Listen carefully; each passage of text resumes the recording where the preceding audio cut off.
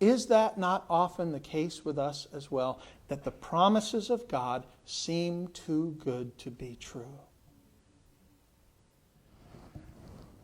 What we struggle with in doubt is the very question God asks Sarah. Is anything too hard for God?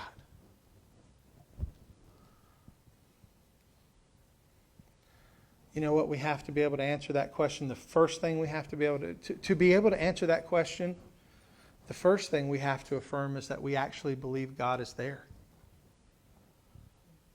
The Bible tells us, it says to have faith, it begins with believing that He is there. And sometimes that's the hardest part of all. Because God's not coming to dinner tonight.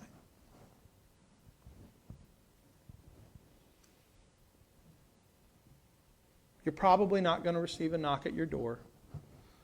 And there's probably not going to be 3 men standing there ready for you to go slaughter the fattened calf. We're called to live by faith. And sometimes that's hard.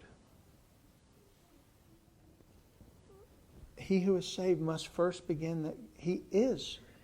We must believe that God is and that He's a rewarder of those who diligently seek Him. That's first and foremost. We have to know that He's there. Then we have to know who He is. And He is not only there, but He is the one who is there, who loves us and sent His Son to die for us. You ever think about the fact that God loved you so much that He sent Jesus Christ, His only begotten Son, into the world?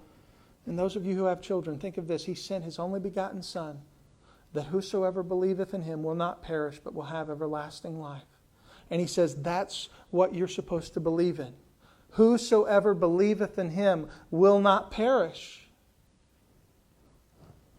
I'm not telling you you're never going to struggle. I'm not telling you you're never going to laugh. I'm not telling you you're never going to fight a battle with anxiety, that you're never going to fight a battle or a struggle with doubt. But I am telling you this, where you will find your peace and in your comfort is not going to be in the latest psychological exercises or in some Oprah Winfrey program, but is in coming to the realization that there is nothing too hard for God, even saving a wretch like you. Amen.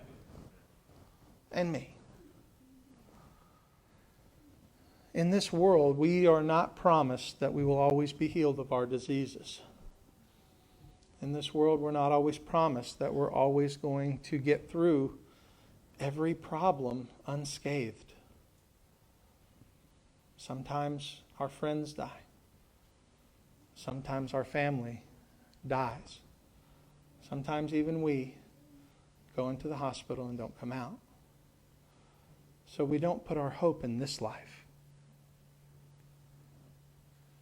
But we trust in the Lord, who said, I go to prepare a place for you. And if I go to prepare a place for you, I will come again and take you to myself, that where I am, you may be also. And remember what He said, if it were not so, I would have told you. Amen. When we struggle with doubt, let us remember that we serve a God with which there is nothing that is too wonderful for Him.